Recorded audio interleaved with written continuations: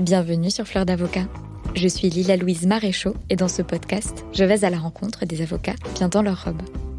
Au passage, Fleur d'Avocat, c'est aussi une newsletter que j'envoie chaque dimanche matin. J'y raconte le développement de mes activités et j'y partage aussi de l'expertise, notamment en matière de communication et de marketing. Vous pouvez vous abonner depuis le site fleurdavocat.fr. Place à l'interview, je vous souhaite une bonne écoute. Et là, je me dis, mais en fait, à la base, Didier, tu voulais être présentateur télé et avocat, certes. Mais tu veux parler de fiscalité, mais en même temps, la fiscalité, c'est pas ce qu'il y a de plus intéressant sur Terre. On va pas se mentir, autant j'aime bien ça, mais c'est pas très sexy comme matière. Sauf que je vois... Je regarde beaucoup de chaînes YouTube, aussi bien de divertissement pur que de gens qui travaillent de choses sérieuses, et je me dis c'est dommage parce que les gens qui sont hyper sérieux sur YouTube, bah ça marche pas parce que les gens viennent se divertir, et les gens qui viennent faire du divertissement pur, le truc qui est dommage c'est qu'ils nous apprennent rien. Donc comment trouver une formule dans laquelle on peut divertir en apprenant des choses aux gens? Et donc j'ai réfléchi. Non. Comment est-ce qu'on peut apprendre des choses aux gens? La fiscalité, c'est pas des choses. Apprendre la fiscalité, ouais, non, c'est ça.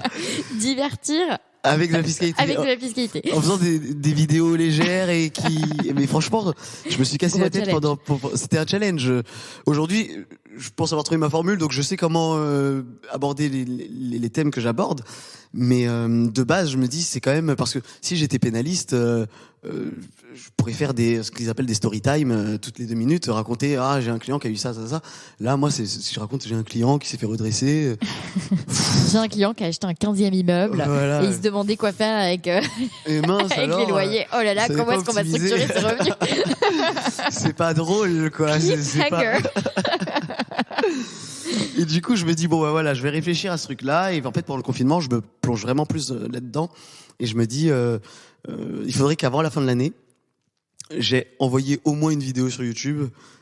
Bon, ça sera pas la meilleure, mais au moins, voilà, que j'en ai envoyé au moins une. On commence quelque part. Voilà, pour commencer, parce qu'il y a que quand j'en aurai fait, et au fur et à mesure que j'en ferai, il y a que comme ça que je m'améliorerai et que j'arriverai à le faire de façon plus simple. Et en fait, j'envoie la première vidéo sur les amendes bancaires. Et ça marche plutôt bien. Je sais plus combien de vues, mais en tout cas, c'est cette vidéo qui fait vraiment tourner ma chaîne encore actuellement. Alors que c'est de loin la moins bien montée, la moins bien magique, tournée. YouTube. C'est parfois j'ai envie de la retourner tellement je me dis mais en fait je me trouve mais non parce que maintenant elle doit être hyper bien référencée et tout, oui c'est ça, elle est hyper bien référencée. Si sur YouTube vous tapez compte à l'étranger, amende, c'est bon, je suis dessus, fiscalité, voilà. Et du coup cette vidéo elle marche encore super bien, et mais je me dis c'est pas grave, enfin c'est pas grave, tant mieux. Par contre, ce que je vais faire maintenant, toutes les semaines pendant 6 mois, je vais faire une vidéo et je vais la publier sur YouTube. Gros rythme. Sachant que la première vidéo, j'ai mis 6 mois à la monter quasiment. Ouais. Parce que j'ai commencé à découvrir les logiciels, Premiere Pro, tout ça. C'était quand même hyper compliqué. Et du coup, mais il n'y avait pas d'objectif. Là, c'était vraiment, je le faisais pourquoi? Pour avoir une communauté, certes. Et moi, mon but, c'est peut-être faire des événements, des masterclass, des choses comme ça, où j'explique des choses aux gens. Le souci, en fait, c'est que dans nos cabinets, on a une clientèle de gens qui sont très aisés. Très aisés, et voilà, qui du coup ont les moyens de se payer un conseil fiscal. Sauf que en règle générale, ce que j'ai constaté autour de moi, c'est qu'il y a plein de gens qui n'ont pas les moyens d'avoir un fiscaliste, mais qui pour autant ont des questions en matière de fiscalité. Et on peut pas les accueillir en cabinet en leur disant bah voilà, c'est 300 € de l'heure, parce que 300 € c'est énorme. Donc l'idée c'est d'aider, de faire quelque chose qui puisse parler à ce public-là. Donc c'est pas pour développer la clientèle du cabinet que je fais ça. C'est vraiment pour essayer d'apporter une réponse à des personnes. Sur ce marché-là. C'est de l'accès au droit. Exactement. Et du coup, pendant 6 mois, effectivement, je me tiens à mon rythme et j'arrive à publier une vidéo toutes les semaines. Alors il y a peut-être 1 ou 2 semaines où j'ai manqué, mais et je me rends compte que plus j'en fais, en fait, plus c'est simple. Ouais. C'est plus la les sujets viennent. Non mais ouais. Et à la fin, non seulement j'aime ça, et en plus vulgariser, parce que je fais clairement la vulgarisation. C'est pas ce qui me prend le plus de temps. Ce qui me prend le plus de temps, c'est le montage. Mais le montage va de plus en plus vite puisque je sais de plus en plus comment dire les choses. Et vous déléguez pas? Aujourd'hui, non, pas encore. Oh, mon Dieu, moi c'est la première chose que j'ai. Il y a une période l'année dernière où à un moment j'avais pris une stagiaire. parce que j'avais signé deux gros contrats avec des influenceurs. En fait, il y avait des influenceurs des influenceurs animaux qui eux ils font des formations immobilier machin, et parfois ils parlent de fiscalité. Et ils me disent, ouais, mais en fait, nous, ce qu'on aimerait bien, c'est que tu interviennes dans notre formation, tu nous fais une sorte de sous-traitance. Voilà. Et tu interviens pendant 2-3 heures, tu fais des vidéos là-dessus. Mais bon, tu t'occupes du montage, etc. Donc là, pendant ces périodes-là, vu que j'avais pris ces 2 contrats-là, je me suis dit, bon, j'aurais peut-être besoin de quelqu'un pour m'aider, pas forcément pour le montage, mais voilà, pour édition globale et voilà. Tout. Et non, mais pour que les gens se rendent compte, parce que les gens se rendent pas compte. Moi, j'ai jamais fait de montage vidéo, Dieu m'en préserve. J'ai fait au tout début Fleur d'avocat, c'est pas vraiment du montage, mais je reprenais les fichiers sonores du podcast et je faisais de l'ingénierie son version débutant, mais plus.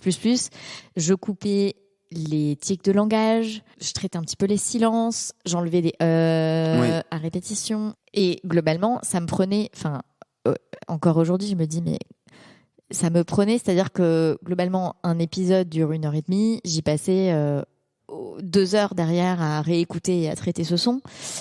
Et voilà. Et ensuite, il y a tout le reste, mais c'est un truc de ma boule pour un résultat qui, en plus, franchement, est médiocre. Et quand j'ai arrêté de faire ça, personne n'a vu la différence. Et j'ai arrêté de faire ça très tard. Et encore aujourd'hui, je me dis, mais la vidéo, c'est encore un autre délire, parce que la vidéo, il y a la synchro du son et de la vidéo, donc il y a le motion design, il faut rajouter des trucs et tout, donc j'ai quand même regardé pas mal de tutos, des heures et des heures. Mais je suis content. Et donc aujourd'hui, parlons de aujourd'hui. Aujourd'hui, vous publiez encore une fois par semaine ? Je publie sur TikTok. Sur TikTok. En fait, là, vous avez changé de média ? Voilà, j'ai changé de média. Bon, YouTube, je vais réserver YouTube pour les vidéos un peu plus longues. Je fais des vidéos qui font entre 8 et 13 minutes. Ouais. Donc sur des sujets qui sont un peu plus gros. Alors que TikTok, c'est vraiment encore plus du b.a.-ba, c'est vraiment la vulgarisation encore plus. De toute façon, TikTok, ça doit durer. Voilà, 1 minute, 1 minute 30. Moi, elles font mes vidéos, donc ça va encore plus vite. Non, mais respect absolu. Moi, je suis sur aucun de ces 2 médias, et c'est pas des médias avec lesquels, je les ai pas investis, et je sais que c'est des formats vraiment particuliers. Mais quand vous faites si on reste sur YouTube, quand vous faites une vidéo YouTube, ça vous prend globalement combien de temps, le tournage et puis ensuite la post-prod, c'est-à-dire le montage?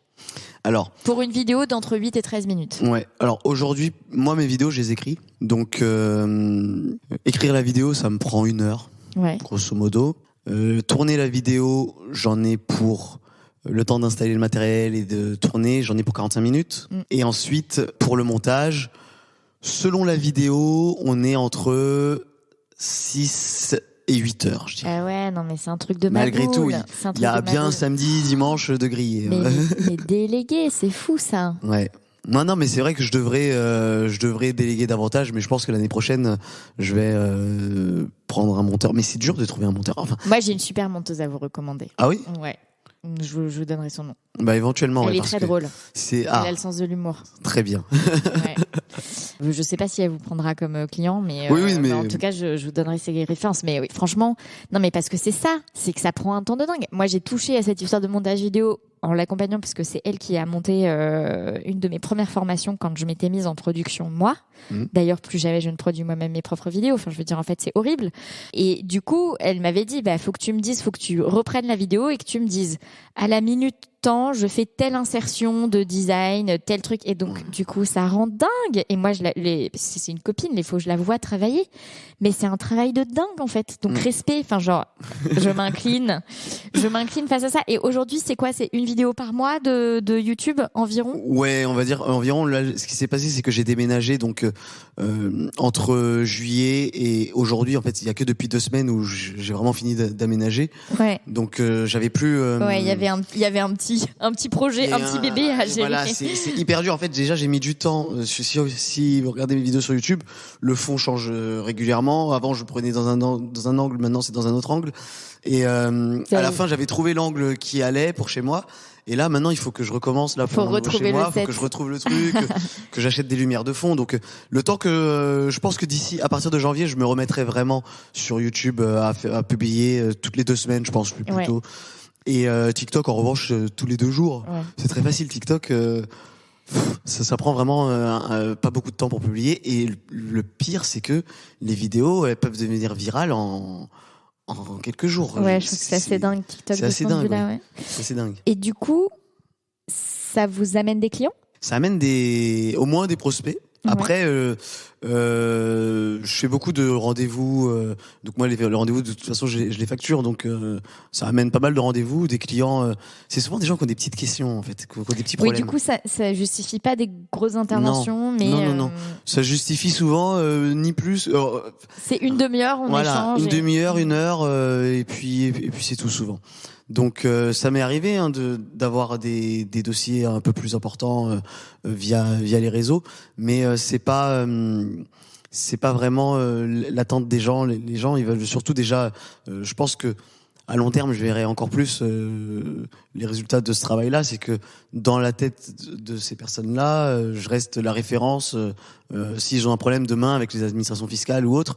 Et quand c'est des start-upers ou quoi que ce soit, peut-être, je touche du bois pour eux, j'espère pas, mais s'ils se font contrôler par le fisc un jour, j'ose espérer qu'ils penseront à moi. Alors c'est pas demain, mais peut-être qu'à long terme, on verra. Je verrai davantage ces résultats, ouais, bien les sûr. résultats de ce que je fais. C'est assez récent finalement. C'est il y a 2 ans. Oui, c'est ça. Ouais, bientôt 3, mais globalement c'est quand même quelque chose d'assez récent. Enfin ouais. non, parce que vous avez mis longtemps à la publier, la première vidéo. Enfin l'idée est venue pendant le confinement, mais oui, donc globalement ça fait 2 ans, ouais. Oui. Et vous avez fait du coup des masterclass Pas encore. J'ai pas encore pu organiser ça, et je pense que là, avec la période fiscale qui s'annonce, franchement, je me dis à partir de 2023, oui, je vais commencer à en faire. Déjà là, j'ai prévu de faire mon premier live sur TikTok dans, je pense, 5 ou 10 jours. Allez là. J'avais mis une barrière en disant voilà, si cette vidéo elle a plus de 1000 likes, je fais un live, et elle a eu plus de 2000 likes. On n'est pas encore à 1000, mais je l'ai mise il y a 5 jours la vidéo. Okay. Je suis à 800 et quelques, donc j'ai bon espoir que dans quelques jours on atteigne les 1000 likes. Ouais, je sais pas comment ça marche. Donc donc je ferai un live pour répondre aux questions des gens, parce qu'il y a plein de gens qui ont des petites questions, mais et je trouve ça dommage quand même de réserver cette matière-là à juste une catégorie de personnes, juste pour des raisons de moyens. Donc là pour l'instant c'est mon projet. Entre ça, je suis vraiment sur TikTok.